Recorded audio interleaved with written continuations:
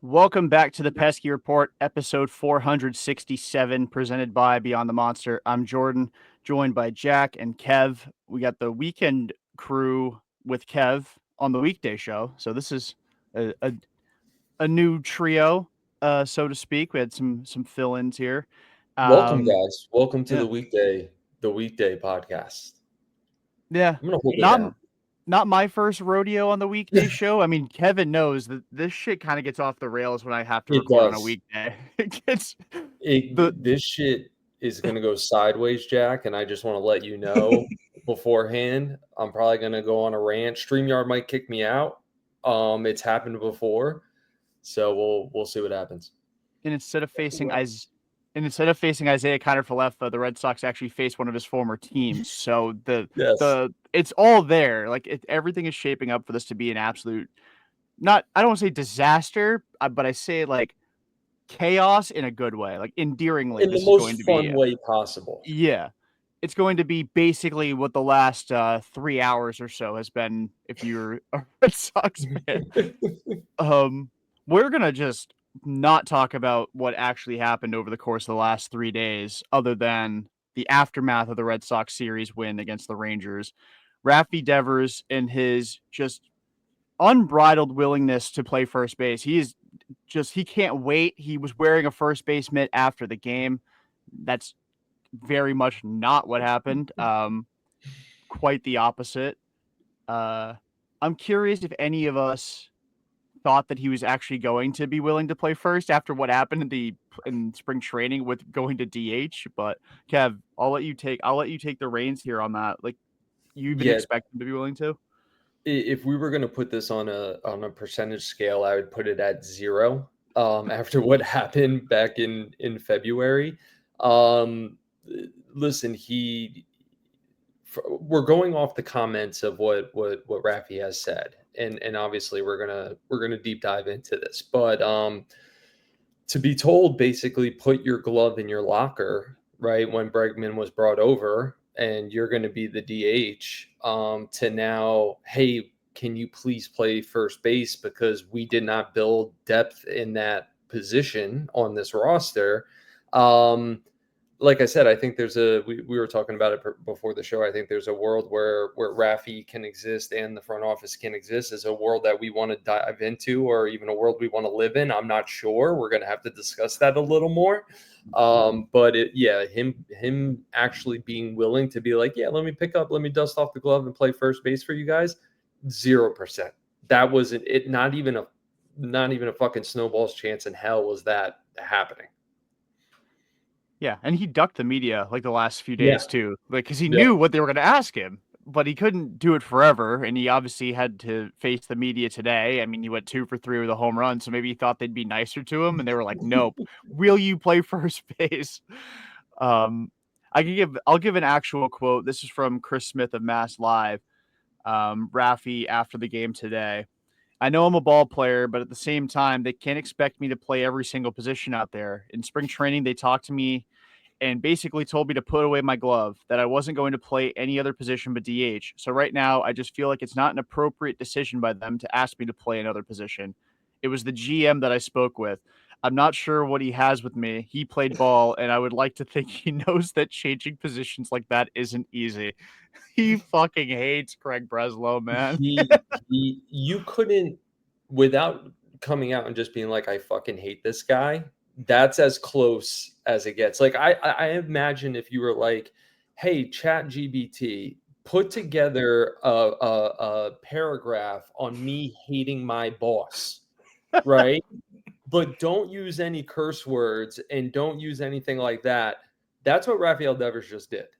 That's what the man just did. Without he pretty much was like here without saying it. It's it's hilarious to me. I know Red Sox Twitter is one of the most sane places on the planet. So they obviously also thought this was funny. Um, I thought like if there was any way for a guy making $30 million a year to become relatable to the average Joe in America, it would be fucking Yeah. ripping your boss. But apparently that makes you hated because of the money he makes. So I don't know, Jack. What's your take on Devers' comments this afternoon? I mean, he never said anything like this about Hyam. So I think that's worth pointing out. Want to know who got you Christian Campbell? Hyam. But in terms of when it comes to Raffy, it's like, yeah, after how spring went, if they wanted to try to move him to first as soon as Breslow was signed, as soon as Bregman was signed, excuse me, that was something that maybe you could have gotten away with if you said, okay, we're trading Casas and you're the first baseman now. I think then you might have been able to get somewhere with that. But that's not what happened. And you said, you're the DH. And he was like, I don't want a DH. And he did it. But now, like, he's definitely using that leverage of, okay, I did what you want once. I'm not going to do what you want again. And I do think it's funny with the whole, like, I can't play every position because it's like, bro, no one's asking you to catch. When Butter Wong went down, they were like, Raffy, put on the mask. But get the knee pads, Raph. We need you out there. He'd be like the inverse Sandoval, catching at the end of his career. But it's like, this wasn't going to happen. And you knew it wasn't because Cora was like, no way is this happening. And I think it definitely shows that there's some level of disconnect between Breslow and Cora, which I get it. Breslow essentially inherited Cora. He didn't have any say in Cora staying on. That's an ownership call. So I hope we don't continue to see that butting heads be a problem over time. But I'm not at all surprised that he was like, nah, I'm not doing this, because he already made one sacrifice in his mind by going to DH. So he's not going to do 2 in 2 months. Mm-hmm. I'm sorry, I don't want to bring up like old wounds, but you guys remember when they were talking about maybe Xander switching positions and he's like, I'm not playing second, I'm not playing third.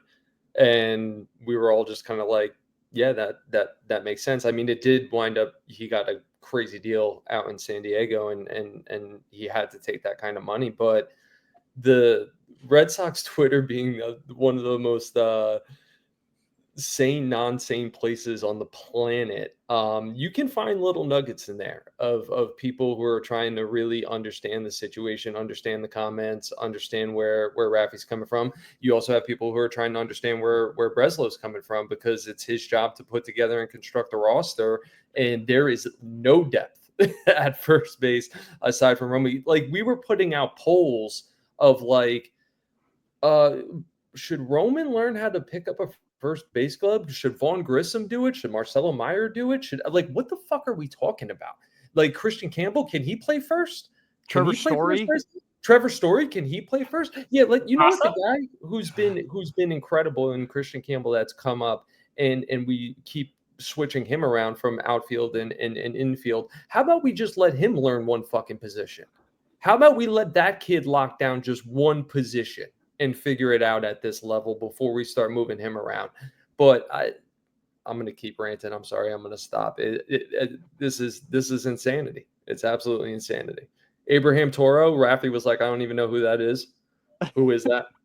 The Mariah Carey meme, like, who is she? Like that, like, what are we doing? Yeah, it's a weird situation that the Red Sox keep putting themselves in. And then, like, this is not a unique position for the Sox to be in. Like, first base has been this like conundrum for years now. Like, going back to, they traded Mitch Moreland in 2020, so it was Bobby Dahlbeck. Then in 2021, it was Bobby Dahlbeck, and then he was so bad you traded for Kyle Schwarber to learn to play first base on the fly. Then Schwarber left, so you were back to Dahlbeck as like a bridge to get to Casas. And then this is where the whole conundrum really begins, because Casas hurts his ankle, misses 4 months of the season. 2023 comes up. He has a great rookie season after April.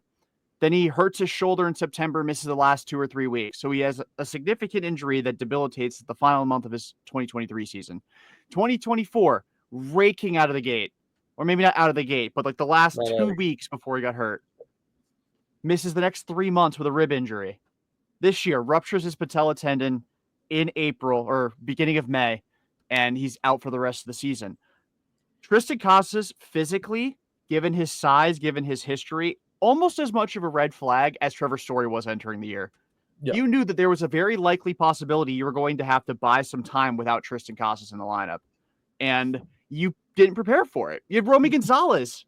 You didn't prepare for it, and also you didn't extend Casas, or you were putting out feelers to trade him. So what was the game plan? Okay, barring we didn't know that Casas was going to get hurt, but yes, I agree with Jordan. It's just as much as a red flag as anyone on this roster for someone to get hurt. It could have been Tristan Casas. But what was the game plan if Casas wasn't here?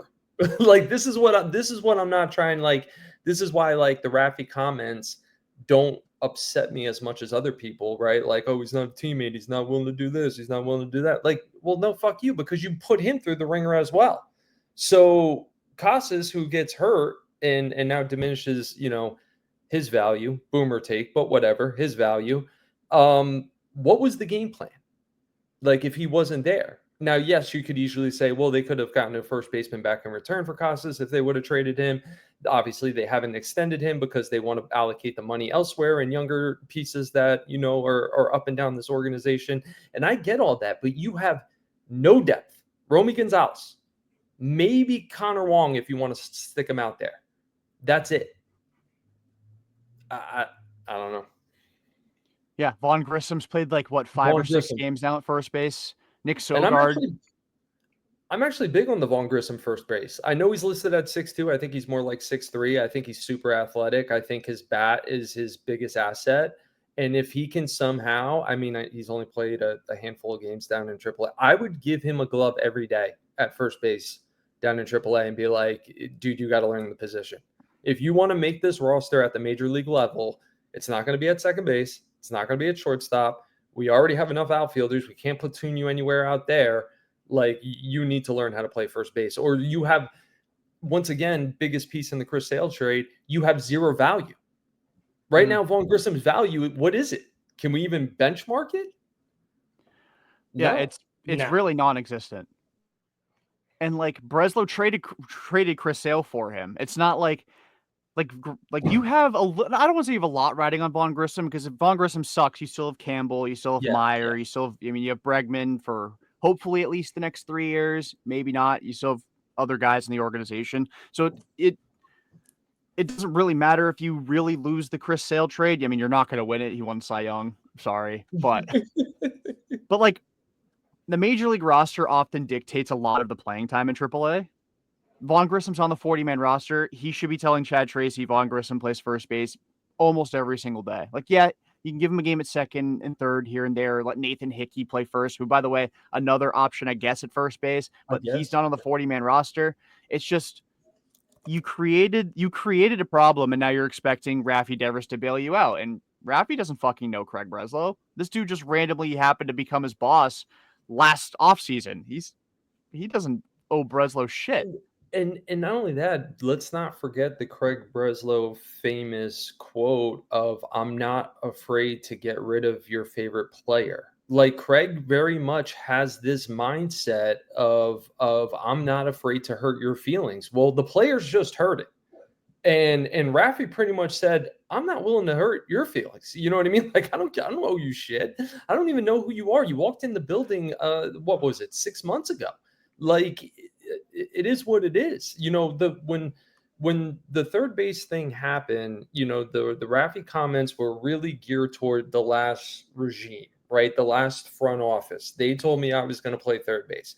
They gave me all this money, right? And then we all had to kind of swallow the idea, which Alex Bregman has been nothing but incredible since he's gotten here, which is fantastic, because it would have been a real dumpster fire if he didn't work out. But Bregman comes in, solidifies third base. You now have Campbell, who comes up and plays second base. You now have, I really hope David Hamilton never sees the field again, but that's another rant. Raffy, like, I'm sorry. It's like, I don't blame him. Like, I do not blame him for being like, the old regime told me that, you told me to F off with the old regime. There's a new regime in town. Okay, cool. I did that. I've now, had a historic slow start, but now I've kind of found my way into the DH role.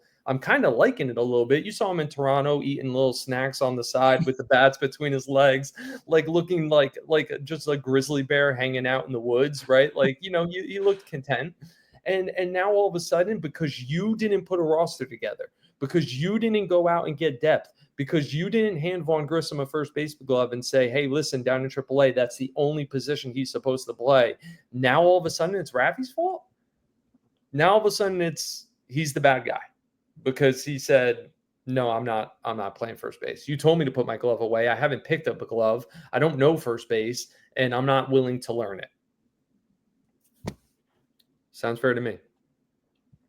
Raffy's having a great year too, by the way. So Yeah. this is like if you took out the first series of the year, if you don't even want to take out the first road trip entirely, like right now he's hitting 255, which is not up to Devers standards, but he's got a 379 on base and a 455 slug. He's third on the team in wins above replacement. He's got 6 home runs, 25 driven in. He's walking almost 17% of the time. Like he's been awesome. And the two biggest storylines for him this year, or I guess the three, are he refuses to DH. He starts like 0 for 21 with 16 strikeouts, and he refuses to play first base. This dude is going to have an all-star caliber season, and the 3 biggest takeaways from the year are, that week he sucked.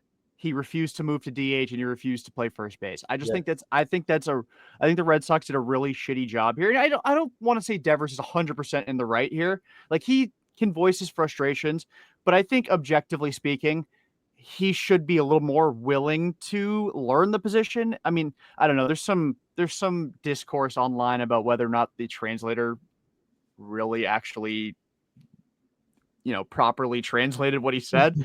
But still, like he's done right by the team once already this season by being like, okay, I'll swallow my pride. I'll never play the field again. Yeah. And now they're like, oh, but wait, hang on. You're going to love this, right? What if you haven't fielded a ground ball in a game since September. What if we did that mid-season at a position you've never played before? And where you're more involved. Yes. Yeah. Involved in every single play. Every single play. New footwork. Maybe he just has a branding issue. That all we talk about are the bad bits of Devers. Maybe this is a marketing problem. I want to piggyback on what Jordan said. Like, yes, could have Devers' comments been I'm going to use the word different, right? Like, could have he used different verbiage today? 100%. 100%. And I think the people that are getting on Raffy about that do have a little bit of merit, just a slight. Like they have a very slight amount of merit. But I once again do not blame him, as Jordan just went through the timeline of him being like, I'm not doing it. Like you told me to learn this position, right? DH, where let's be honest, that's his asset, is his bat. And 255 isn't ideal, but I assume that will go up as the season goes along. You saw his numbers also drip or decline a little bit when Xander and JD left, because he wasn't having as much protection in the lineup, right? So let him focus on being that hitter. You wanted to call him the mini Poppy, right? Like, we're paying him all this money to be a DH. All right, let him figure it out. It seems like he's kind of on the path to do that. And then he comes out with these comments. And although, yes, they're not PR, masterclass in public relation comments, I still am like, you're messing with him. You're messing with him. And now he's just speaking his frustration. He's hitting almost 300 since the calendar switched to April, by the way, and his WRC plus over 150. So he's having a great year. A great year. And the thing I do also just find funny, and I mentioned this a little before we started recording, is just the fact that all of this, in terms of, the Breslow-Devers complicated relationship, is to accommodate the only person on the roster who might have a weirder relationship with Breslow in Yoshida, who Breslow has been trying to, deport him since minute one and hasn't found a way to. And now he's like, oh, we lost one of our major bats. I guess maybe Yoshida has some use now. Another dude he hates. Yeah. Another dude he hates. Like, at what point do we? And I wanted to start touching on Cora a little bit, because I feel like at some point, either I'm assuming tomorrow during his presser, or within the next few days, Cora's going to really have to address this if he doesn't do it tonight, and I'm not talking just sit down and give one word answers and, oh, did you hear Raffy's comments? Yeah, we'll address it in house, whatever. No, like he's got to say something. You are the manager of this ball club. You're known as one of, in the league size, one of the best managers in the league. You're known for having a great relationship with not only front office people, but your players love you. You have to come out, and now you find yourself in the middle here, in a pickle here between Breslow and Raffy. You're going to have to answer some questions, and don't give us well, we're going to handle it in-house. No, and I'm not trying to sound like an entitled fan that needs to know everything, but I would really like to see Cora sit up there and really answer to these comments by Devers. I do. I want to know what's going on in his head. Well, Breslow kind of undermined Cora too, Yes. because it was yesterday or 2 days ago that Cora was like, not even a discussion, and Breslow then goes and, I mean, I guess Breslow did it before, because it was after Costas. I don't know when the timeline of it all was, but I don't know if Breslow's the person who approached Devers with it. Breslow should be the one that has to sit up there tomorrow and answer some questions about it. I don't think Cora should have to. Cora's the face of the guy who talks to the media the most. He's the manager of the team. I get it, but if Breslow's the one that kind of started this whole kerfuffle by one, dragging his heels in the offseason and then signing Bregman in February. I mean, Devers wasn't ready for the start of the season anyways, we saw, but you signed Bregman in February, and then you're like, hey, Raffy, go take a seat on the dugout until it's your turn to bat. And then now that, again, a position that he was trying to vacate anyway by trading Casas, or trying to trade Casas, and then he promptly gets injured, is yeah, I'm going to undermine the manager and then ask you about playing first base. If Cora had no intention of doing this, why did Breslow do it? And Breslow should be the one that's to sit up there tomorrow and answer the questions. Now, and the media also has to ask him the questions, and I feel like they're more willing to do that if it were a player that were going to be up there facing the music, because they seem to love Breslow and want to go to bat for him, because the media hates Devers, and I think it's still because of what happened in Queens last year. I don't know when this, they hate him. They really do. Julian McWilliams, and I think Julian's a great reporter. I don't want to pretend he's shit, but him getting all personal and saying Raffy's being childish by not talking to the media about it. I thought that was pretty ridiculous. They hate him, and I don't really understand why that's the case. I don't understand why. And I think it's because of how you're seeing the mounting of, since 21, the 500 baseball kind of take a toll on this whole organization. And the media, by the way, is a part of that, right? And I think they were looking, when Raffy signed that deal, and we've talked about this ad nauseum, that Raffy was going to be the face of the Boston Red Sox. And Raffy's just not that guy.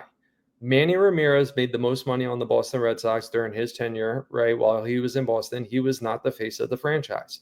We've talked about this. We've talked about the examples. The media, for whatever reason, has this stick against Devers because maybe he didn't take on that role, or wanted to take on that role, or wanted to talk to the media every day or answer their stupid fucking questions. Raffy just wants to play ball. And that's the one thing that you keep messing with. You keep fucking with the one thing he wants to do. I don't want to be the face of this franchise. I understand the money that you gave me, and I'm appreciative of that money that you gave me. However, stop making me out to be something that I'm not. Just stop doing it. And just to clarify, the reason why I wanted to hear Cora is because I'm interested to hear the middleman in all of this. But yes, I agree. Breslow has to answer questions as well. Breslow, 100%. I don't want people to listen to this and be like, hey, you forgot the main character. No, I didn't. Breslow's got to answer some questions. I just feel like Breslow's going to be more PR related. Like, I Yeah. think he's going to be very like, like, I'm not going too much into it, but this was the idea we had. Whereas Cora might be a little bit more off cuff. Like, he might come out and say some things where you're like, shit, this is what's going on in the clubhouse, and this is what we wanted to hear. Yeah.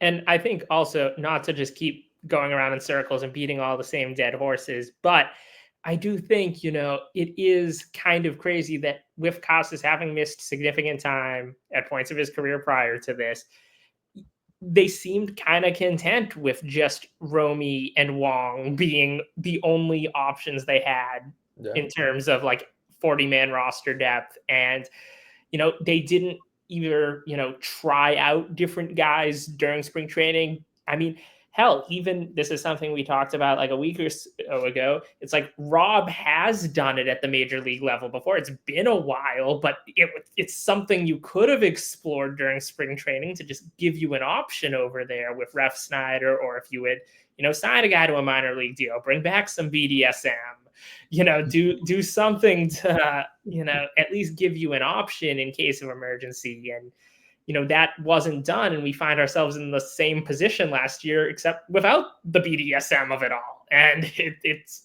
now they're probably going to be looking towards, either a trade or just trying to ride it out with Toro and Romy, which I don't know what you can get on the trade market. The name I've seen the most is John Singleton, and that doesn't really excite me. No. He's a guy, but Yeah. it's like He's stood at first base before. He has. Yeah. I mean,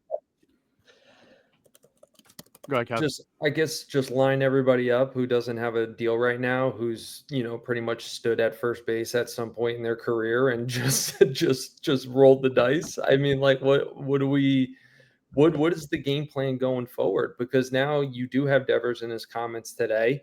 It doesn't change the fact that there's still a void.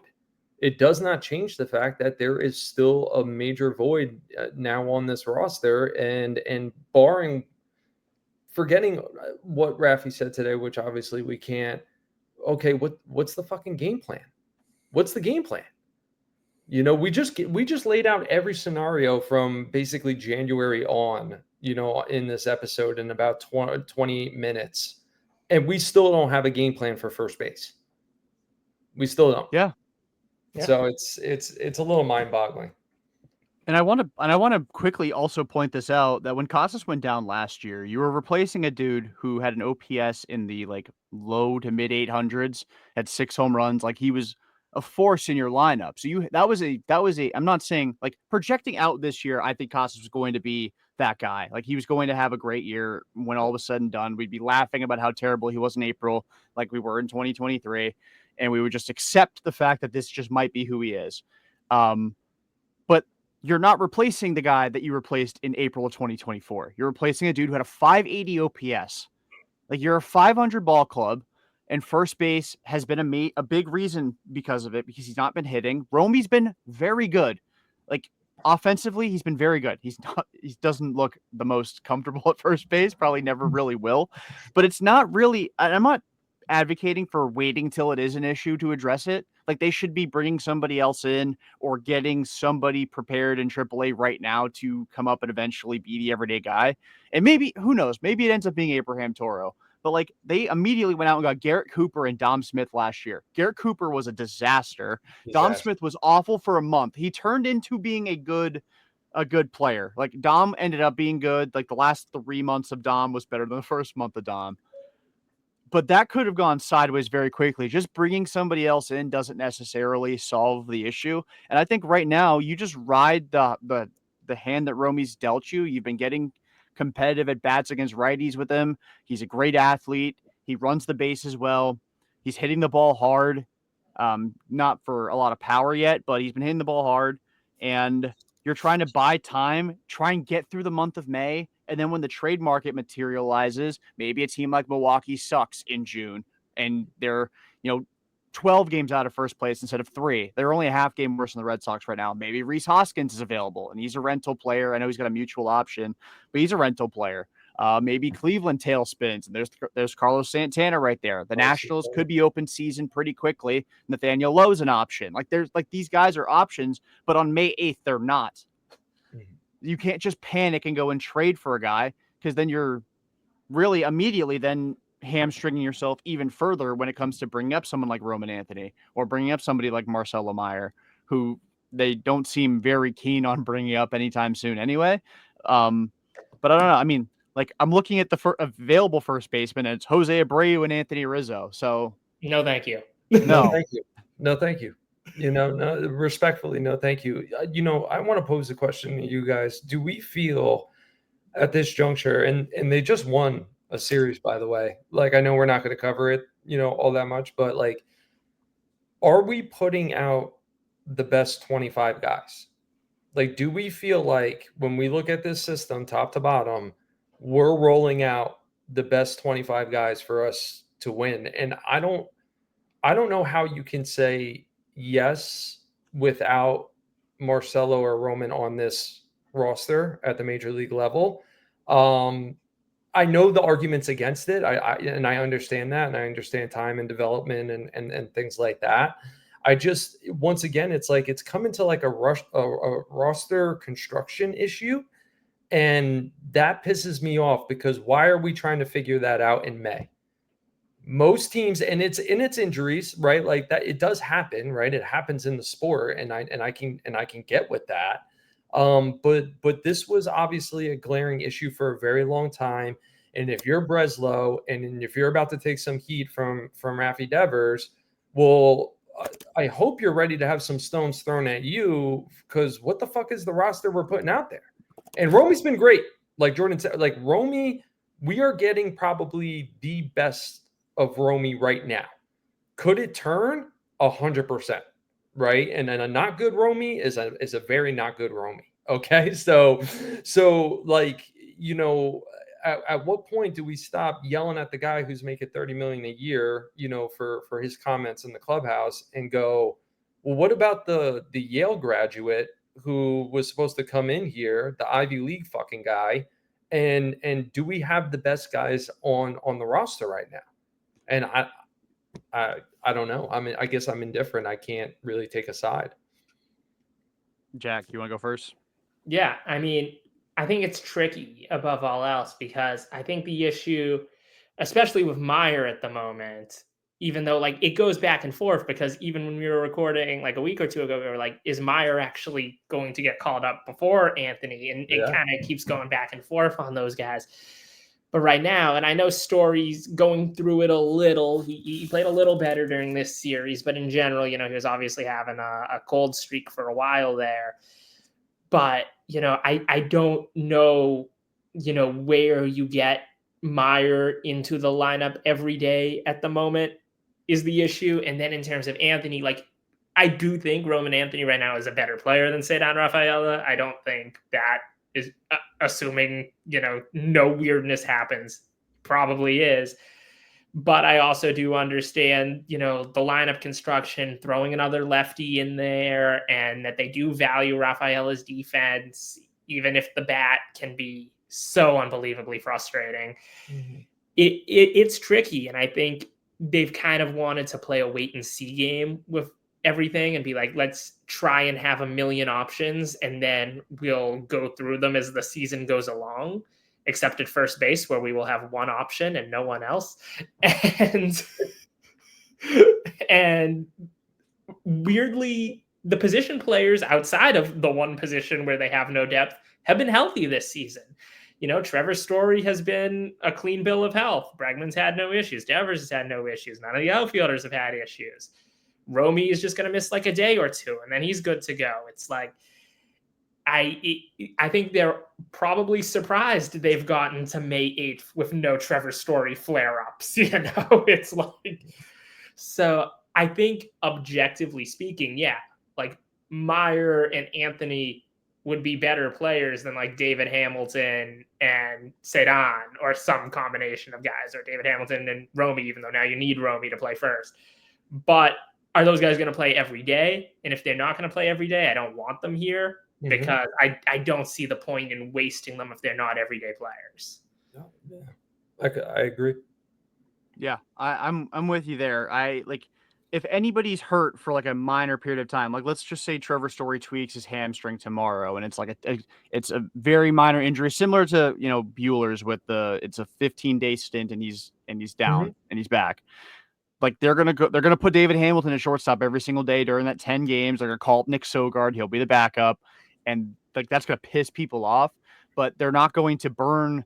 They're not going to give a 40-man spot up and then immediately burn an option on a guy that they don't. I mean, again, Major League Baseball is so difficult. It's not like MLB The Show where guys will play to their attributes over the course of a simulation. Like this is real life. These guys aren't just going to come up and be like Roman Anthony is not going to come up and I mean, he might. Who knows? The dude could be a demigod. I don't want to speak in absolutes the other way. But like Jackson Holiday was can't miss and came up and went 2 for 33 last year, made a ton of errors at second base, and then got sent down. Yep. There is no guarantee that if you call up Roman Anthony, he's going to come up and continue being Roman Anthony from AAA.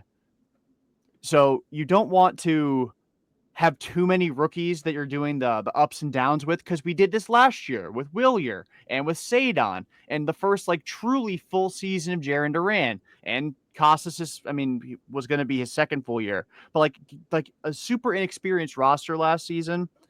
Now everybody there is a little older, has got a little bit more experience other than Campbell. Obviously he's a baby with like 30 games under his belt, but like you got to give it some time. I agree that this is not the best 26. I would, if I had it my way, Sadon would go down to the David Hamilton role. David Hamilton would go down to AAA, and Roman would come up, and Roman would play every day, and Duran would move back to center, and that's how it would go.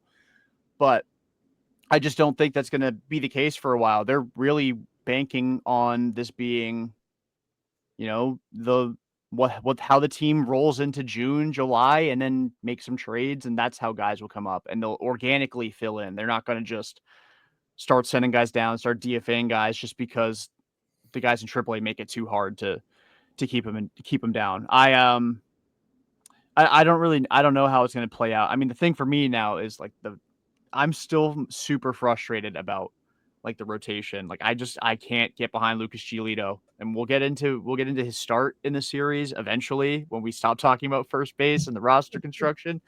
But like for me, the best 26 still starts and ends with the pitching staff, and then you'll get into position players as time wears on. And Sadon had a good game today as well, and we'll get into that, I promise, eventually as well.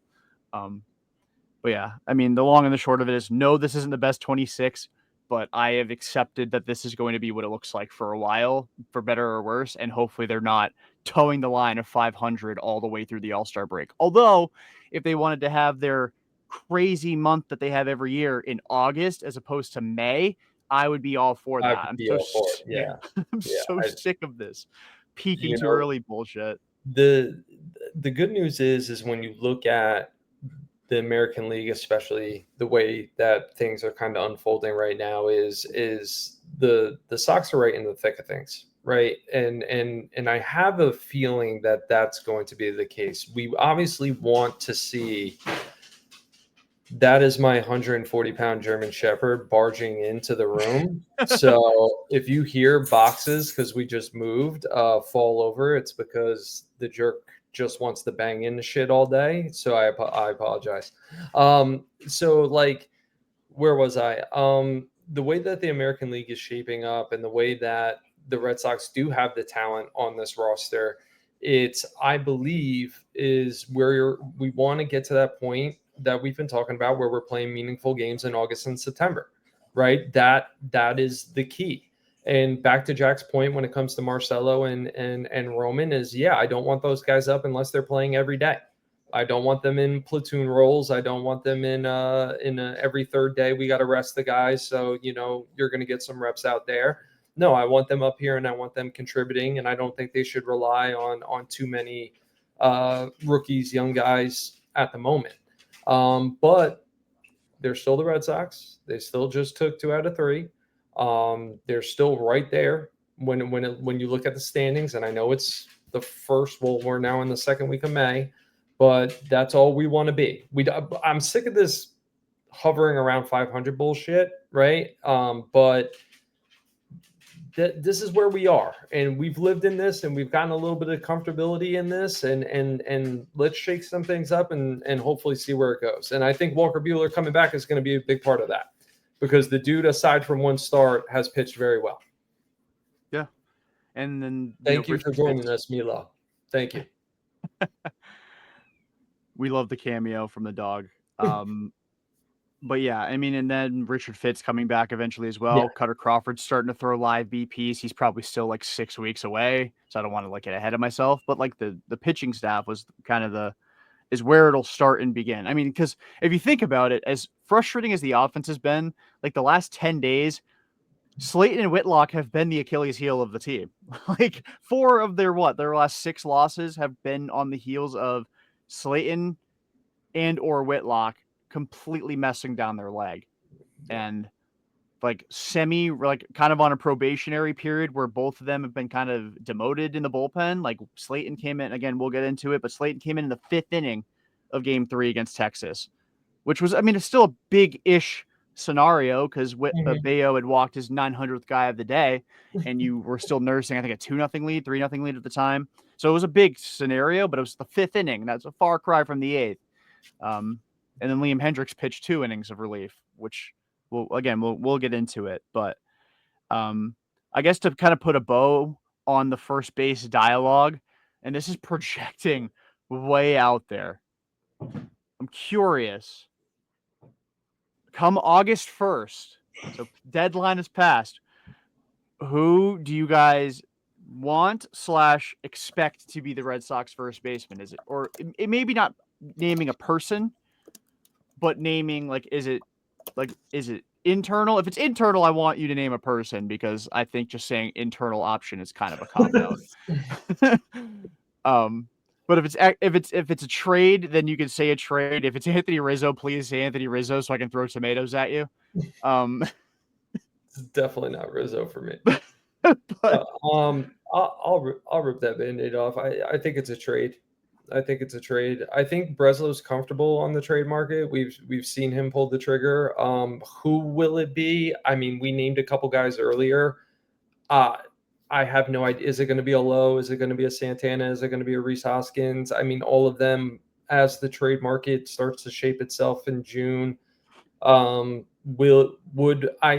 guess I would be okay with. But yeah, I don't see an internal option. I'm being honest. Like I'm sorry for keep bringing this up. Like I'm happy for Romy.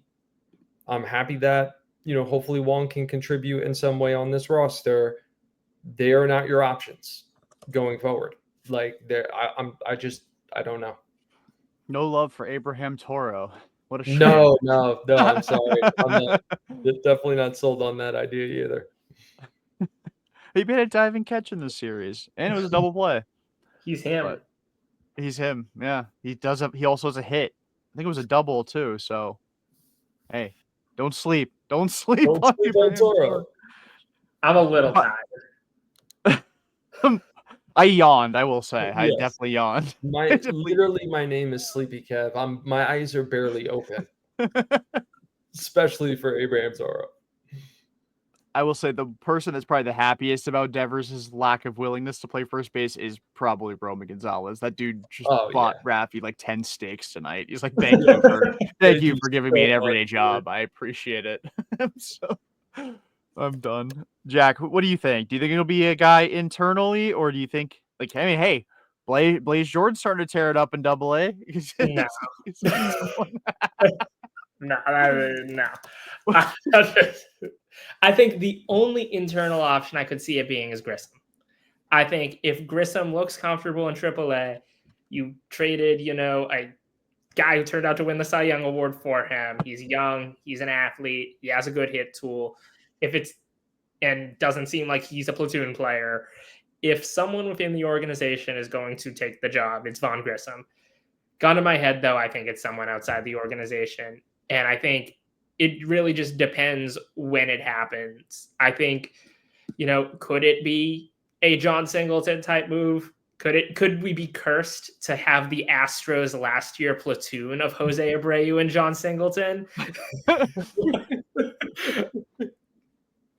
Please no. But he is mashing in AAA for the Mets right now. Not that means much that a veteran 31-year-old or 33-year-old first baseman is hitting well in AAA, but at least he's alive.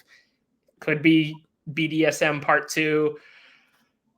Or if they do wait till closer to the deadline, all of a sudden, you could go get a Rhys Hoskins, a Nate Lowe, a Jake Bowers. Guys like that could be on the market, and those guys are better than the guys you can get right now. But are they going to want to wait that long when you're hovering around 500? And I know you haven't gotten much from the first base position, but the flip side is could a guy like Singleton or Dom Smith or Trey Mancini or someone like that give you more than Casas has given you to this point? And that is possible because he hadn't given you a lot. So there is kind of levels to it. Yeah, and then even Romy Gonzalez, like he's hitting 308, but it's a lot of singles. And again, like the at-bats have been good. He's competed against right-handers, but again, it's a tough line to draw here because Romy's looked promising against righties. He's looked fine offensively. He's given you something. He's given you some stability at the position. But if it becomes a problem and you wait too long, then some options may disappear. They may end up on other teams. They may get hurt. They may the team that we think might be sellers may not be anymore. So it's a tough line to draw. I also clean sweep here. Think it's going to be external. A couple options I didn't mention earlier that I want to throw out there as options. The Orioles are so fucking bad, man. They're so terrible. They're 13-23 now. A dude who's raked at Fenway Park in his career plays first base for them. Free agent after 2027, Ryan Mountcastle. That's an option. He's been horrid this year. Yes, he has. Much has the rest of the Orioles roster, but that's an option. And then my pipe dream, a guy when everyone was focusing on one corner infielder for the St. Louis Cardinals, I was focused on the other. Wilson Contreras is an actual first baseman now. He's been playing it for a couple of years or a year and a half, ever since JD Martinez decided to samurai sword chop his left forearm last year. He's come back and played first base, and he's done it. I mean, he's stood there. He's played the position, and he's hit bombs. That's really all I care about. That's my pipe dream still to this day. Now, who I think it'll be, I really fear it's going to end up being Anthony Rizzo. To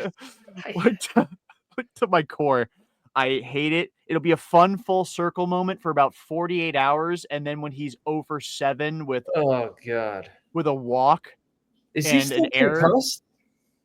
I don't know. I mean, he came back and he showed some fortitude in the playoffs. Remember when the Yankees just let him play for a full year, just absolutely concussed, one eye going the other way, could not pretty much do anything. Yeah, that's a nightmare scenario for me as well as Anthony Rizzo. The only issue I have, I guess, with Contreras in St. Louis is that St. Louis is actually kind of playing decent ball. So I don't know why they would kind of blow things up. I mean, they may, I don't know where the season's going to put us. But yeah, I mean, Mountcastle, who's not been playing well. The Orioles are just shockingly just not a very good baseball team. Mountcastle is someone who loves Fenway Park and I think could put up some good numbers there.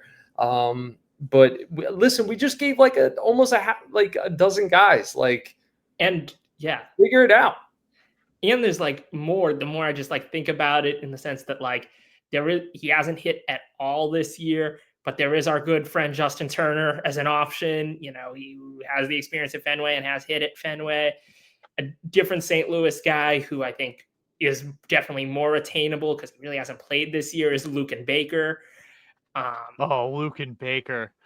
That guy's a specimen. And I say that endearingly. He's built like me. And then maybe the funniest possible option, the return of Mickey Gasper. Oh my god. Oh my god. That'd be very funny. Would he get a hit at Fenway this year though? I don't think he's physically capable of doing it. In a whole series here, and he still couldn't do it. It would be electric if he did. Yeah. What year will it be when Mickey Gasper gets his first hit at Fenway? Oh my god. What Pope will we be on then? But yeah, the point is there are definitely options, and I think at this point they're probably just going to try and buy their time with Romy and Yeah. Abraham Toro until one of them sucks so badly that they have to go to somebody else. Hopefully it's not both of them at the same time, and hopefully Romy's okay. I mean, like, I know he's going to come back probably in this upcoming series against Kansas City, but like, there's no way that he's not like jarred a little bit from that, right? Like, he's not going to just be fine. Like, there's going to be some residual effect of that play. Like, how does he look when he comes back? Time will tell. At the end of the day, but like, we just spent 50 minutes talking about the first base situation for the Red Sox, and we haven't really talked at all about the games. Before we do we want to talk about anything else regarding first base? I think we've kind of bled that thing dry. Yeah, I think Yeah. that's empty. Yeah. Jason We're Tatum? not Jason Tatum for first base. He might be Superman. He might be Superman as per the ad that released the day after he shot 5 of 19 in game 2. Genius. That ad's definitely been gonna drop today, no matter what. But like, it's so fantastic for the ad that it happened after he shit his pants in a playoff game. Like, it's even better because everyone's gonna be posting it as like a meme now. Yeah. It's great. Anyway. So, Red Sox played a series with the Texas Rangers, their second matchup with them this year. Got their second look at Nate Eovaldi, who stuffed it down their throat for 6 innings of 1-run ball, walked 1, struck out 7. ERA for the year now down to 2.03. Cy Nate is back. It hurts my heart to watch him do that at Fenway Park. My dad and brother were at the game, so RIP to them. Not a lot of fun in this game. Lucas Giolito sucked, plain and simple. That's kind of it was the antithesis of his Red Sox debut. He was really bad. Velo was down around like 91, 92. Everything was getting hit. He gave up 5 runs in the 4th inning after giving up a run in the 1st inning. ERA now up to 8.38. He was bad. To me, it was like the anti-Bailey approach, because he just threw nothing but his fastball. Like, literally, like, Andrew Bailey, who's like, listen, we are going to develop this rotation into guys who basically never throw their fastball, right? And Giolito was like, yeah, bet. And then went out there and just got fucking rocked. Yeah, it's just but I mean, to his credit, that that's supposed to be one of his staple pitches. But yeah, no, the Giolito, these other arms can't get healthier quicker, in my opinion. Because I don't know what Giolito's future really holds for him. Yeah. He allowed no runs in his first 5 2/3 with the Red Sox, and in his last 4 outs, he's given up 9. So like, that's the last 4 innings, I should say, not 4 outs. Last 4 innings. Giolito. It's I said this before Bello debuted. One start, it's just 1 out of 25 or whatever he's going to make this year, and I don't know if Giolito will have that long of a leash. We'll see. When the time comes. I mean, he is a rental at the end of the day. So I don't want to get too low after his bad start. Like, I didn't want to get too high after his good one, but that was very uninspiring out of him. His Fenway debut with the Red Sox. And the Rangers are a good lineup. I know they have been struggling to score runs this year, but they have talent in their lineup. It's just, you never want to be the one who gets a guy going. Like, Jock Peterson had a huge series, thanks in part to getting to face Lucas Giolito. I don't know. What did you think of Giolito's outing and the kind of where you stand on him overall moving forward, Jack? I mean, I view it similarly where it's like it's one start and it wasn't good at all. He didn't have a third pitch that he used. He threw one curve and one slider. He's going to need a pitch that's not fastball changeup. You're not going to be a two pitch starter in the AL East, and especially with diminished velocity, and have that work out for you. So he's got to have a third pitch. Ideally, he has all four working for him, but he at least needs to have three. The velocity wasn't there. He wasn't getting, you know, a lot of swings and misses. He had 6 whiffs, 2 strikeouts. It was not a good start, but I'm also not pulling the plug on the guy after one atrocious start. I want to see how he does in Kansas City this weekend. Hopefully it looks better there. Then he probably gets Atlanta, who have not been a good offense this season. And then I think, okay, we'll see where we're at after Kansas City and after Atlanta. And if the results are closer to this, then yeah, the leash is going to get very short. If the results are somewhere in the middle of this and the first start, which was obviously wildly successful, I mean, he's a guy who at least you think of is a legit big league pitcher who can give you innings and give you some stability, even if he's going to be a 4 or 5 for you. I can live with that. Yeah. I mean, you do need veterans in your rotation, especially at the back end.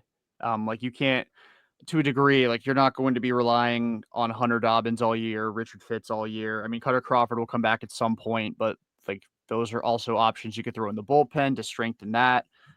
But yeah, I mean, I wasn't super high on Giolito when they signed him. Obviously, not taking any vindication out of him sucking, but like I don't know. I don't know how long the leash is for him in my estimation, like as far as like when I am starting to be like, okay, you need to get serious and pull the plug on this guy. Like they gave Sean Newcomb what 5 starts, 4 starts. Yeah. Like Giolito at least gets that Yeah. plus a few to, Yeah. to turn it around. I mean, Garrett Richards got like 20 before they put him in the bullpen. So they there's going to be some time here for Giolito to get it going. And I mean, the conditions were not very good. I mean, it was a rainy night. The game also started 30 minutes later. I know that like that's a very Garrett Cole kind of excuse. Like, oh, the game didn't start on time. I suck. But you know, we'll see how he responds in Kansas City, which is, I mean, they had the devil magic in KC last year, so I don't know how that's going to be this year. I mean, they're 7 over 500 right now, but we'll see how he responds. But not a great outing from him. Now Bernardino and Sean Newcomb played the hero of the night. They 8, 5 1/3 combined, 7 Ks, only 6 hits and a walk. Sean Newcomb back to his hilarious 3.62 ERA despite an astronomically high WHIP of 1.7. Chase Anderson walked so Sean Newcomb could run. Like Yes. this dude's so fucking funny. And I love that he's hilariously like having a good year, metrically having like a good year despite not having a good year. It's fun too because he's from Mass, so local kid. It's an easy dude to root for, but a tough guy to watch. Tough guy to watch. Yeah. Very Tough guy to watch. very very tough guy to watch, but you know, hey. Someone had to lay down. I mean, he's better than Ryan Weber. I'll give him that one. Ryan Weber had to be the sacrificial lamb against Toronto some years back. He gave up like 11 runs in relief. Mm-hmm. So Sean Newcomb better than Ryan Weber. So we can hang that on a banner. Shout out. I'll see if Liam Fennessy can make if Liam can make a banner for Sean Newcomb better than Ryan Weber. The bar is in hell at that point. But you know, Sox offense mustered up just 6 hits and 1 run. The only RBI came from Christian Campbell, an RBI single in the 6th inning. And the final ended up being 6-1. Abraham Toro got a hit though. He hit a single, not a double. Narvaez and Bregman both doubled. Bregman's got like 1 million of those now, which is awesome. But yeah, Sox lose 6-1. Any thoughts? I miss Nathan Eovaldi, man. Yeah. That's my only thought. It's like if I had to pick a game at Fenway all season for them to lose, it was that one. There was no way Eovaldi wasn't going to come into Fenway and shove. Like it was the most obvious thing ever. And then he did. And it's like he should have been a lifer from the moment we got him. You know, he should have played out the rest of his career here. And it's a shame he didn't because he fits this city so well, and he's a gamer, and it's a big shame we haven't had the continued Nathan Eovaldi experience. Happy he got a ring though. Jack literally was in my brain because all I was thinking about when Jordan was running down the recap was Nathan Eovaldi. That's all I was thinking about was Nathan Eovaldi coming in true Nate fashion and just shove it, right? And you watch and you think about when he was here and you think about that the tenure, and you're just like, damn, I wish he was in a Red Sox uniform. Damn, I wish he was still in a uniform. I wish he would have took the deal this offseason, and came back, but he chose, to be down there in Texas, where he's from. So yeah, that all my takes from game one was go Eovaldi. I mean, it's, if we're gonna lose a game, that I could swallow that one. Yeah, and to do it in a game where, like, I mean, it wouldn't have been over. He wouldn't have been in the rotation over Giolito. It would have been over probably Walker Buehler, if I had to guess. Like, in hindsight, if Nate signs with Boston, they probably don't go after Buehler. Yeah. But I agree. I was a big Nate truther. I was trying to market him as the AL Cy Young in 2021, despite he really didn't deserve to win it that year. But I will pretend that he did deserve it. He was a bulldog, man. He was so freaking good. Like, 2021 Nate gave like real 2013 Lester vibes, but from the right side, where it was just like overall in the season, like a 3.7-ish ERA, 8 up innings, made the 30+ starts, and then postseason time came and he was just an absolute freaking demon. That dude eats up opposing lineups in the playoffs. He just knows how to pitch, which, miss him dearly. But yeah, Sox lose game 1 6-1. Brings us into game 2. We got Tanner Houck on the bump, following up his gem of a performance against Toronto. It was not the same in game 2 of this series, but it wasn't bad.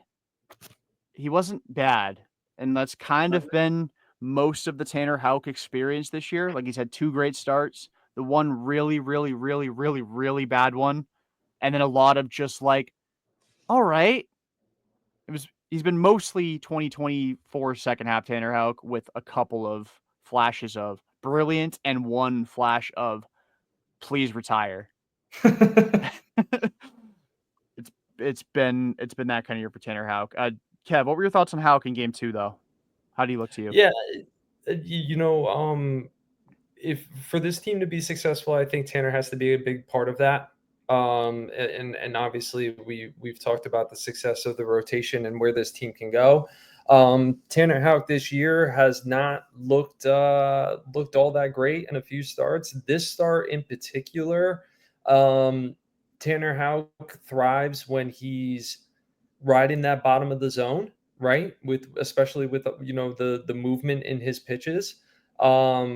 He was, and I keep saying this, and I feel like everybody kind of hopped on the bandwagon, but I was most excited to see him work with Andrew Bailey because of the movement that he has, and when he's controlling that lower third of the zone.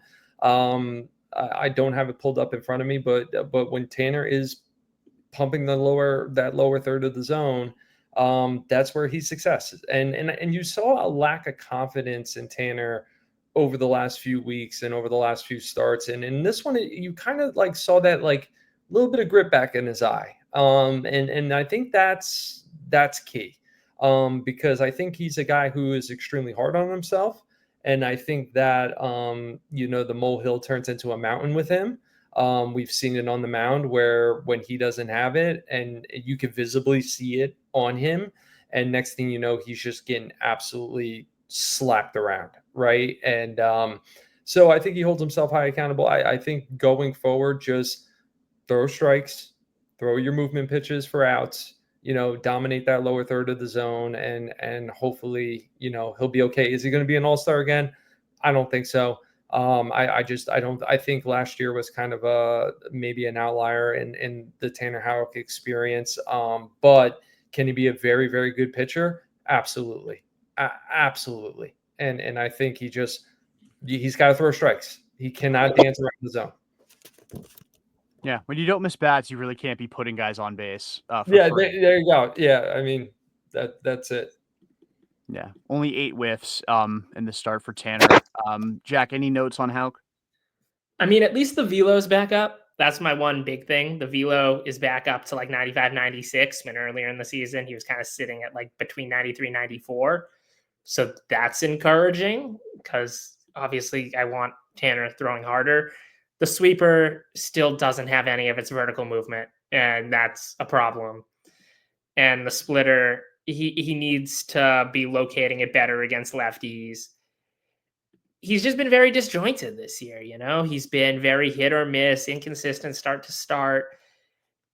And you know, it's hard. I don't think like it's like a big concern or anything. Like I'm not like, oh, we need to DFA Tanner or something. But you know, especially after the step forward we kind of thought we saw last season, he's kind of sliding back into a little bit more of 2023 Tanner Houck rather than 2024 Tanner Houck. And that's fine as a back end guy, but you kind of were ideally hoping he'd be a 2 or 3 for you, and it's looking more like he's like a 4. Yeah, that's kind of the big issue right now with the Red Sox rotation is it's like Crochet's the ace. We know he's the ace. He's pitched like the ace more often than not. And then it's like a bunch of 3s and lower in the rotation. Yeah, you got to hope that just Bello can be that second guy. That's Yeah. just hope at the moment. Yeah, and that's not well. I mean, we'll get into Bello. He's having a weird year, like ERA wise, yes, but like everything about what's got him, like it's almost nuka-me. Like he's really walked a tightrope. But yeah, Tanner, yeah, it was nice to see the velo still like average 95.5 on it. He was very sweeper heavy against lefties, 20 or 46%. Against left-handed batters through the splitter, mixing a couple against righties. I would love to see him mix. I know that splitters and changeups are not typically used against same-sided batters, but I don't know. Like I've always been curious as to why that's the case. I don't know if we've ever really gotten an answer. And I'm not like saying Tanner should be throwing his splitter like 10-15% of the time against righties, but I'm just curious why it's like it's a show me against a righty, but he'll never throw it. Like I thought Erod had like a nasty changeup against lefties, but I feel like so many guys that's never a pitch they throw against the guys that hit from the same side of the plate. And I don't know what the reasoning is. I'm sure there is a very valid reason. Like again, there's a reason that I'm just a Twitter shit poster and I work in lumber sales and not in a baseball dugout. But I don't know. I've always wondered it. After a quick Google search, which that'll definitely tell it. But I guess the thing I'm seeing a lot of is essentially the thought process is if you're going to throw arm side to the same sided hitter that's like that, you're going to just throw a slider instead. So why bother with the changeup?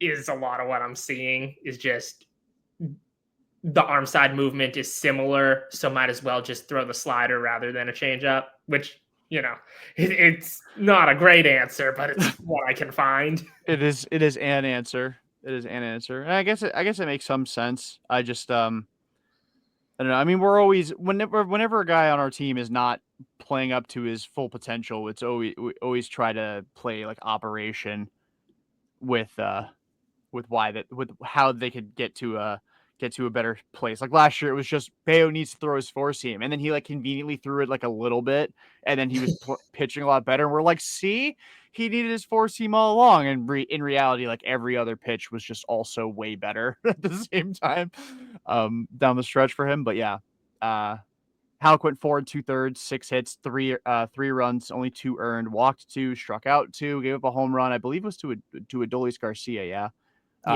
Adolis Garcia in the 4th inning. Bullpen pitched very well again. Bernardino got the win in the game, pitched a scoreless inning after pitching an inning and a third the night before. Justin Wilson had 2 strikeouts in an inning and a third. Weissert got the hold. That's something worth noting. Weissert gets the 8th inning. And then Aroldis Chapman has been the closer, will continue to be the closer. Leadoff home run on the first pitch of the inning, but pretty filthy other than that, again. So yeah, that was the 104 night. Yeah. Where he touched, well, it was 103.8 or something like that. I mean, it's just, it's so, and I knew this was going to happen in the offseason because he's like the last person I want to root for just as a human being. And then he kind of does that stare on the mound after he just hurls 104 right down the pipe. And you're just like, man, I wish you were a better human. Like if you were just like halfway decent of a human being, you would be so much fun to root for. And unfortunately, I still find myself kind of like, oh, yeah, no, okay, yeah, all right, we got it. Aroldis Chapman's velo in Liam Hendricks would be the most likable Red Sox ever. That would be the most likable Red Sox player from a bullpen side ever. Yeah, without question. And honestly, I've been a defender of Wong this year, but also fuck you for not hanging on to that foul tip. That would have been such a phenomenal way for the game to end. Made Chapman throw like 3 more at 102 plus, which was still impressive. And then kind of a fuck you splitter. It was like 97 to get the strikeout to finally end the game. Chapman's 5th save. He's got 2.19 ERA. It's crazy with like all the guys in the bullpen. Slayton was the guy that we thought was going to kind of take it by the horns and become the closer eventually. We thought Hendricks was going to be in the mix. Didn't know quite how well he was going to do. Whitlock being back was big, but we didn't really think the Aroldis Chapman experience was going to go all that well. And I don't know if how much of that was just performance based and how much of that was just we just didn't like the dude and we were just like looking really, really thoroughly at his weaknesses and being like, this is why it won't work. But he's been really good. Like, he's been really good. Like, he really can't spin it any other way other than Brooks Baldwin's walk-off against him in Chicago. Like, he's been money. Everything the Red Sox paid him for. And they really like him, which is also a little annoying because now it's got me semi-worried he's not going to be gone after 2025. We may be seeing him back in 2026. I don't want to think too much about that. I don't want to be sick. The Red Sox did just win a series. I don't want to be too upset going to bed tonight. We already spent 50 minutes talking about negative. Breslow likes is Aroldis Chapman. It's probably because Craig Breslow's envious of a lefty that actually throws hard with his fucking 92 that he threw with 5 Ks per 9 in his MLB career. Did win a ring though. He will remind you that he won a ring. Oh, he will. He's got no problem. No problem reminding you. He's like if Klay Thompson only won 1 ring. He's just always like, yeah, but I got this. It's like you were a fucking 7th inning guy. Yeah. We still remember Shinichi Tozawa and Koji way more fondly. Trust me. But yeah, I mean that was the pitching side of things. Obviously, the Red Sox got big contributions out of Alex Bregman, drove in 3 runs, hit a home run, his 200th of his career. And Wilyer Abreu, who fucking, if he ever ends up on the Rangers, I'm betting him to an MVP every year for his duration there. Wilyer brought his average up to 294 with a 980 OPS. That dude's money. I'm so happy for him too because I've never seen someone more traded in my life. We were here for Alex Verdugo.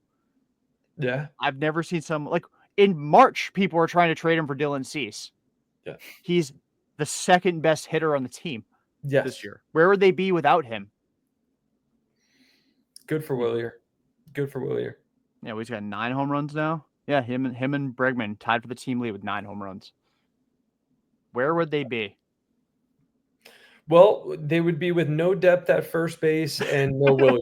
So there you go. We'd be talking about Sadon at first base. Yeah, Sadon, exactly. I heard Sadon could play me in first base. He probably could. He probably could. Meanwhile, Romy's playing right, and we're all just confused. We're all just confused. Moss is in center. Somehow his shoulder Yeah. works. No, Raffy's in center. Right. Because Oh, no right. asked to do that. It's fun. Man. I know we just spent almost an hour talking about it, but that was a funny part of what Raffy said was like, if someone gets hurt in the outfield, are they going to ask me to go out there? It's actually gotten to the point where if they did ask him to go out there and he was like, why the fuck would you do that? Fans would be like, why would Raffy not do this for the good of the team? Like, what? Why is he not shagging in left field? The team. Come on. Adrian Get out Gonzalez did it. Yeah. Get out there Hanley and did it. shag some fly balls, man. Get out there, Raffy. You want to show off the cannon? Why is he not tracking down fly balls in the triangle? When I heard Rafael was going back, I'm like, why wasn't it Rafael instead? Fucking A. And then yeah, Bregman had the go-ahead two-run single in the 7th, gave the Sox a 5-4 lead, and then 5-3 lead rather, and then Willier with the kill shot in the 8th with a 10-pitch at bat and a home run. Oh, but the big thing, Willier's RBI double off Hobie Milner. Not going to Ref Snyder there, I was literally like, that was one of the choices you've ever made, Cora. Because that was a key RBI spot, and Willier told me to go fuck myself, and decided to hit an RBI double. He's the man. And if all things continue, Red Sox fans better show out for him when it comes time to voting for All-Stars, because he's well within his right to be Atlanta. Is that where it is this year? Yeah. Atlanta. Yeah, he can go share a field with Chris Sale again, and I can cry. Don't hang out with Ozuna from the Braves. That's Do all. not. Yeah. Just do not. stay away. Do not do that. Romy died in this game. First base is cursed. First base is cursed. Josh Smith also like hovering over first base. Yeah. Like, I don't know how, like, that's not, like, I know Romy, like, the play there was 2 controversial plays at first base in this game. Because the first one was in the 3rd inning, right? With the double play ball that was skipped to Romy. The throw was skipped to Romy. He didn't pick it. He, like, knelt down in front of the bag, picked it up. Langford missed first base. Then Romy picks the ball up on the bag. And Langford comes back, tags the bag, and he's called safe. Now, the Red Sox didn't appeal it, so he's safe anyway. I don't know. What is a catch, right? Yeah, that whole play, and I think it was the actual Major League Baseball posted it, like, is this an out or not, kind of deal. And the more I watched it and the more I watched it on replay, I still have no fucking clue. Like, I have no clue what happened there. And then it was sent to replay, and then they confirmed it. But did they? Like, I'm still, yeah, it still kind of blows my mind. Dez caught it. Yeah. Yeah. Probably. Probably. I think the explanation made me even more confused on the matter there. So that didn't make it help at all. And then Josh Smith decides to hug first base on a ground ball from Romy that would have given the Red Sox the lead, I believe, at the time in the 4th inning, would have made it 3-2. We ended up getting overturned.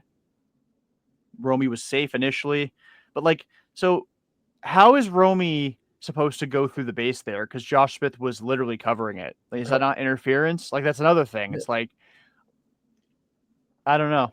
I thought the same thing, Jordan. I was like, where is Romy supposed to go where he's not going to be ruled out for leaving the base path, right? Yeah. And then also, like, they were supposed to mandate it, right? Where, like, you would have like the dummy bag, right, for situations like this, where like when I play my old man softball league on Sunday mornings, and you got the dummy bag at first, right, where you don't have to worry about collisions at first and things like that. I don't know where he's really supposed to go in that scenario. It's the guy's literally hugging first base. So I don't know, just a little confusing, little confusing out there. And knocked him out of today's game. Although I don't know if he would have played over Toro anyway against Jack Leiter, but thankfully it's a minor situation. His back stiffened up, his neck back stiffened up, and should be ready to go for when the Red Sox go to Kansas City. But yeah, Red Sox win 6-4. Any last thoughts before we roll into the series finale? Yeah. Negative. Okay. So we move into game 3 of the series, the rubber game. And it's funny, Will Fleming brought this up on the radio broadcast, and then Liam Hendricks did after on the radio as well. The Red Sox love doing this thing where they win game 1, lose the next 2, or they lose game 1, win the next 2. That's kind of been what they've been doing lately. So they had an opportunity to do that today, and sure enough, they won 5-0. Brian Bello got the start, was not pretty. 5 walks, 1 strikeout, but lowered his ERA on the season to 2.01. 2.01. He's baby Pedro. That's lower than Crochet's, right? Just saying. Mm-hmm. Is Bello the ace? Is he? Only 4 hits allowed, but 5 walks. Yeah, he literally pitched like Sean Newcomb today, just without the strikeouts. Without the strikeouts, yep. 9 base runners in 4 2/3 innings, 1 strikeout, no earned runs. That is a Sean Newcomb stat line if I've ever seen one. But he made pitches when he needed to, and again lowered his ERA to 2.01. How do we feel about Brian Bello so far in 2025? The experience that has been 4 starts of Brian Bello. Yeah, I don't know. To me, I'm still waiting. I don't know. It sounds weird. Like I feel like Bello's whole career, like I've just been like waiting, right? Like waiting for a stretch of multiple starts where he is that baby Pedro, right? That everybody wants to refer to him as. And he another guy who looks like he's gaining his confidence back on the mound. Another guy who looks, even though he's freaking walking guys left and right. I mean, that doesn't help. But he doesn't look as emotional, right? Like it looks like there's a little bit of maturity growing. In years past where he'd get himself into a jam and you kind of saw on his face like this inning is about to just absolutely blow up. And it hasn't really happened for him yet. So kudos to him. Kudos to him for buckling down, mentally preparing himself, getting back on the mound and finding his way out of these jams.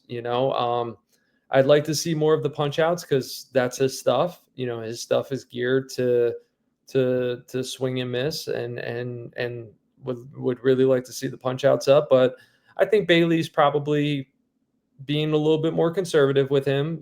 There's a lot of guys in our starting rotation who have yet to even throw like Cutter yet. So we're not going to go out there and burn a Bello out. They are 4-0 when he starts. So yeah, I mean, wins matter.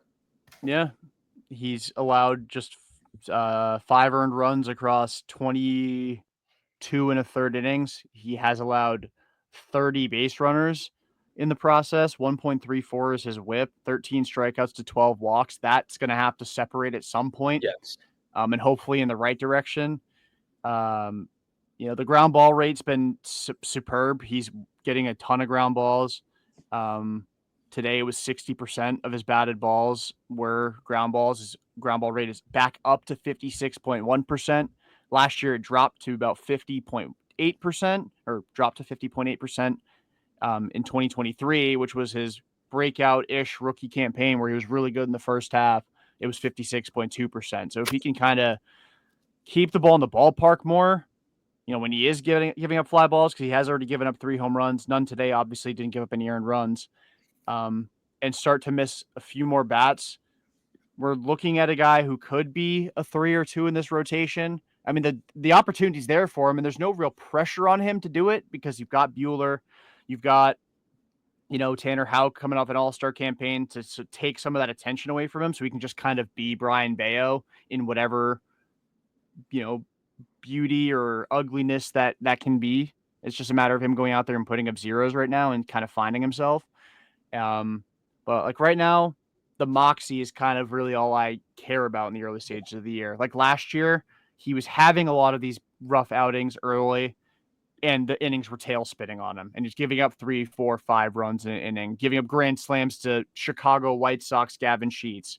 Like that's inexcusable behavior. And he was throwing things, and he was having meltdowns on the mound, like visual meltdowns. Like it's different.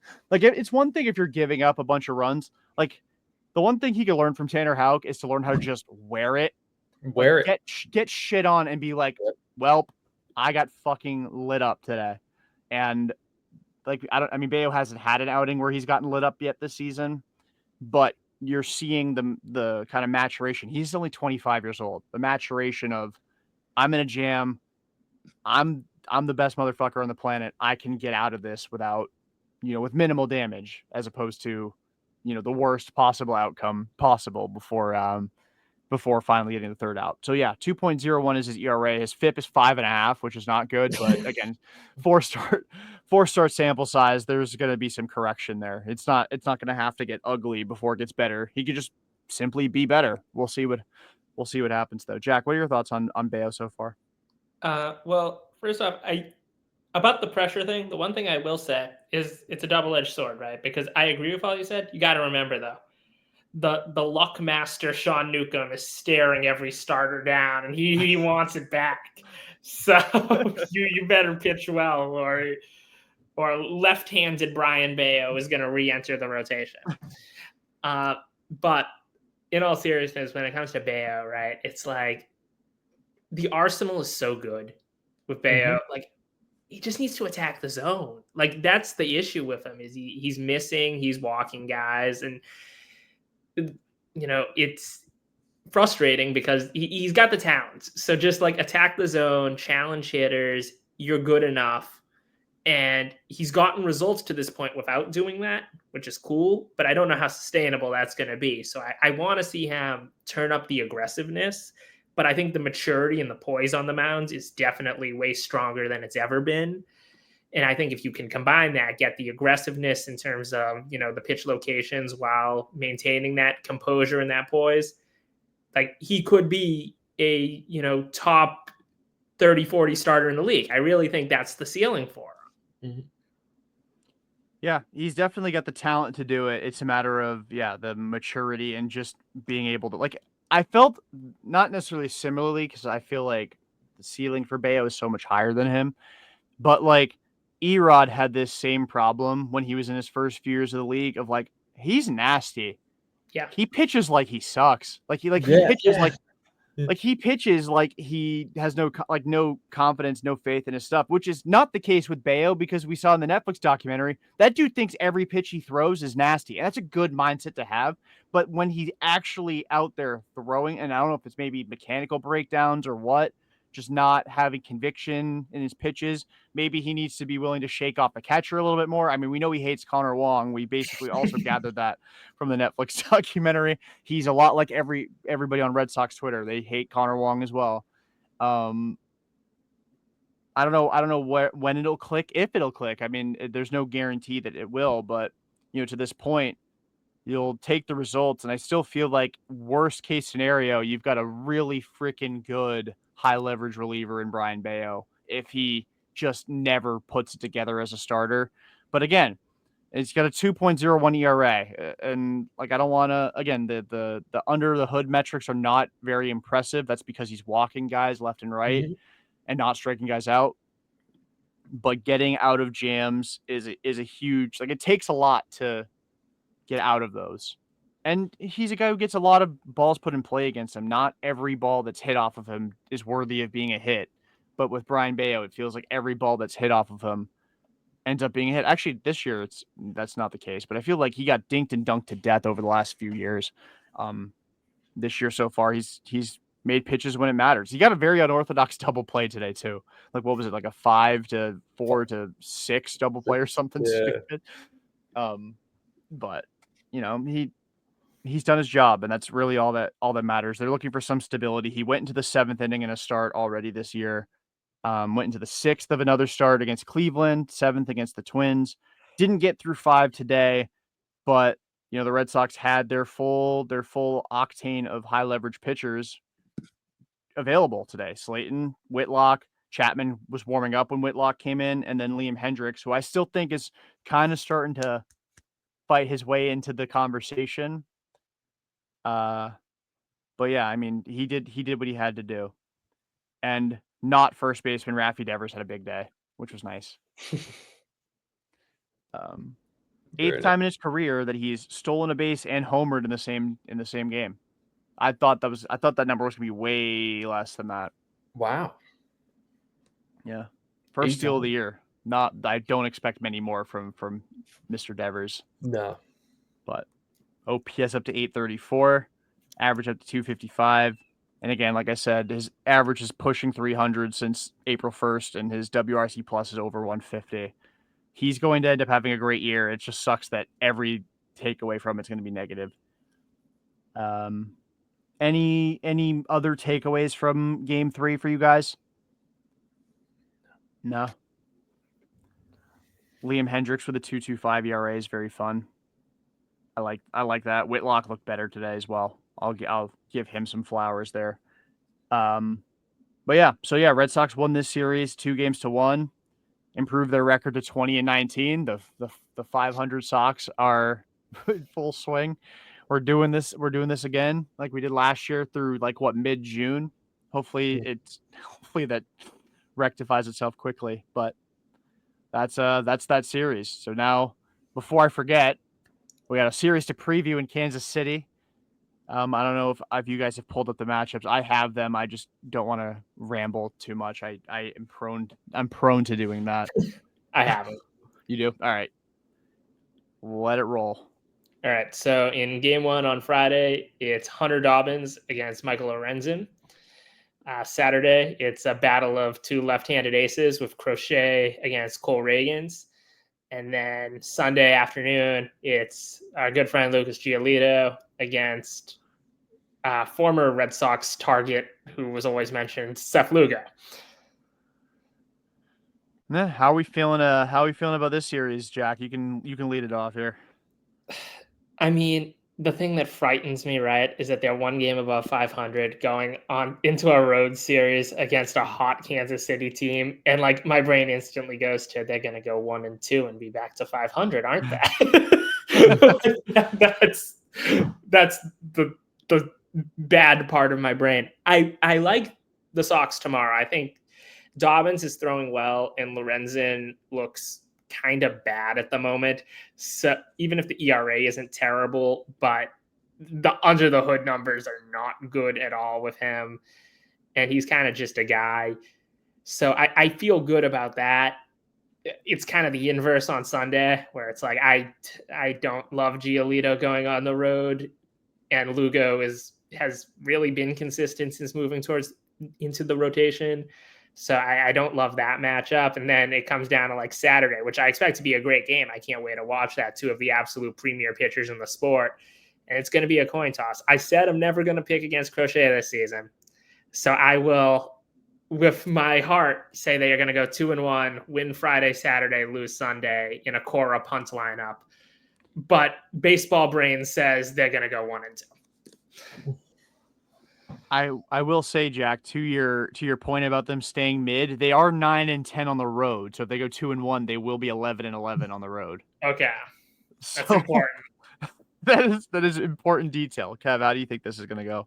I know you guys are new to the weekday show, and I go sweep every time. So get the brooms out. No, I am going sweep because I will not break that tradition. I am extremely excited for Saturday's matchup. I'm extremely excited for Crochet and Reagans to go toe to toe. Crochet, it's been a while since we've had a true ace and someone in the rotation that is give me that fucking ball, kind of attitude. And I think he loves putting on the Red Sox jersey, the Boston jersey, and And yeah, give me that sweep. Fuck Giolito, but I think they find a way in a core punt lineup. Over under on 5.5 as far as lineup placement for Abraham Toro on Sunday. Oh my god. See He hitting. might be I guess under would be the top half of the lineup, I guess. So. yeah, he might be in the 2-hole. Like we don't know. Raffy gets the day off. Raffy gets the day off. Two. Toro's playing fucking left field and he's in the 2-hole. Yeah, Sadon DHing. Yeah, Sadon. Raffy's Yeah, day off, he plays catcher. Yeah, it's just gonna be wild. Just madness. I need to see Raffy just at some point troll during the series and like put a first baseman on in the dugout. Oh, that would be so great. You know what I want? I want all these freaking beat writers and shit that are going after Raffy right now. I just want Raffy to hang a first baseman's glove in his locker. Not even say anything. Just hang one on the hook in his locker, and they would probably lose their freaking mind. Someone's going to take that and Photoshop it, and it is what it is. But that would make my day. Just Raffy trolling the media. Raffy goes full John Olerud is wearing the first baseman, but instead of the helmet, he's wearing the Wally head at first base. It'd be awesome. He's just such a clown. I love him so much. Yeah, so I guess I gotta pick how I'm. This series is like it's so challenging for me. I'm with you, Jack. I will never pick against Crochet, so they're at least getting one. That they will win the Saturday game. I do not feel good about Sunday Sox against Lugo. I mean, Lugo they hit him pretty well last year, at Fenway especially. But they had BDSM in the lineup. He homered off of Seth Lugo. Dom Smith is not walking through that door. He Face could. him. Oh, he could. In theory, they could trade for him. Could you imagine? That would be. It would be like for me, I would react the same way I imagine Mets fans reacted when Juan Soto signed. Like that'll be me if the Red Sox trade for Dom Smith. I'd be like, "Oh my god, he's back!" He's back. Just in time for Kansas City too, which was a very fun series last year for him with that freaking wild pitch sliding into home, where the Red Sox Twitter account literally tweeted BDSM and then deleted it. I'm gonna roll with 2 out of 3 for the Sox on this one. I'll let Kev stick with the sweep by himself. I feel like it's more impactful if it's just Kev doing it. I'm with you. I think they'll take the first 2 and then the series finale. In the series finale, they're gonna lose the most frustrating way possible because like Giolito is gonna either dominate and they're going to blow it late, whether it be Greg Weisert's first high leverage meltdown, or Giolito sucks and they have their like Fugazi comeback where they're like down 2 with second and third, 1 out in the 9th, and they get like a sac fly and a ground out, and I'm like livid at my TV. But they'll take 2 or 3. I really am anxious to see how Hunter like this is the first like kind of good lineup Hunter Dobbins is going to face too. Mm-hmm. Like he's got to face like actual like quality big league hitters and not like automatic outs like Nolan Arenado. Had to get my shot in there. He's got a 635 OPS for left Fenway. Oh my god, I saw people, I won't name names, I saw people bringing up that he said he moved to first base. He's been like barely better than Costas overall this season, like since the Cardinals left Fenway. So he's been bad. But yeah, so I'm curious to see how Dobbins does, especially against like Pasquantino, who doesn't strike out very much, and Bobby Witt Jr., who last year was like freaking, he hit it home like it was the 1930s. It was like fucking 470 average or some ridiculous stuff. He was insane at home. Is Melendez healthy? Because if he is, ooh shit! This was almost a good episode. I think they optioned him. No, please tell me they optioned him. Hold on, I gotta check this. Is he in AAA? He was having an awful year. They optioned him. Okay. They optioned him on the 19th. Oh no, but he could come back up. He could come back up. Enough time has passed. Fuck. How's he doing in AAA? Give me a sec. Welcome to Kaufman, Hunter Dobbins. Here's the Here's biggest MJ talking- Melendez. Oh, he's been so bad in AAA too. In 13 games, he's got a 30 WRC plus in Oh AAA, god. which means he is just jonesing for a Oh. matchup with the Red Sox. Oh man, we finally escape him. You know what? Fuck it. No MJ Melendez. I'll take Sox sweep too. I'll come back. No MJ Melendez. I hadn't even considered him in my initial, but I've got so much juice now knowing he's not playing. Hey, first base option MJ Melendez. I don't think he's ever played there. I know he was a catcher at first, so yeah. But anyway, people are gonna say he would be willing to move to first base and use that to shit on Devers too. Yeah, he's a team player. Oh, Team player, willing to play first for the good of the team. MJ Melendez. He has a 1400 OPS against the Sox for his career. I'm pretty sure it's like the highest of anyone this century against the Red Sox, with like no matter what the minimum plate appearances is. It's ridiculous. He is so unfathomably good against Boston, and I don't know why. Like, I know the Red Sox have been the best pitching staff, like over the course of, the last handful of years that he's been in the league, but he's just like ridiculous against them. I don't understand it. He's a Mount Rushmore Red Sox killer, and it frustrates me. He is second all time, or not all time, in the 21st century, or I guess since 2002, against the Red Sox in batting average. It's 393. WRC plus, he is first. It is 261. That the top five is hilarious. It is MJ Melendez, then Yordan, then Franmil Reyes, Matt Carpenter, and Reese Hoskins. That's the top five again since 2002. I'm surprised Brandy isn't in there. I'm shocked. He's got to be close. He's got to be close. Alex Bregman's 13th. Nolan Arenado is 15th. Andrew Benintendi's 20th. Oh man, he's not even on page one. Wow. It feels like that's all Randy did. Yeah. Well, I think Randy was mostly that 2021 postseason series, and I'm imagining these numbers aren't. That's fair. Doug Mankiewicz has a 135 WRC plus against the Red Sox. That is higher than Carlos Correa. Anyway, I don't need to go down this rabbit hole. We're an hour and 42 in. Kev is literally sleeping. I'm having a hard time keeping my eyes open. But yeah, any final thoughts before we wrap it up? Celts and 6. Sox. Tatum is Superman, apparently. Can he play first though? Can he play Time will first? tell. Time will tell. Can he play first base? That's going to be like the new saying of the year. Can he play first base? Imagine Kristaps at first. That would be crazy.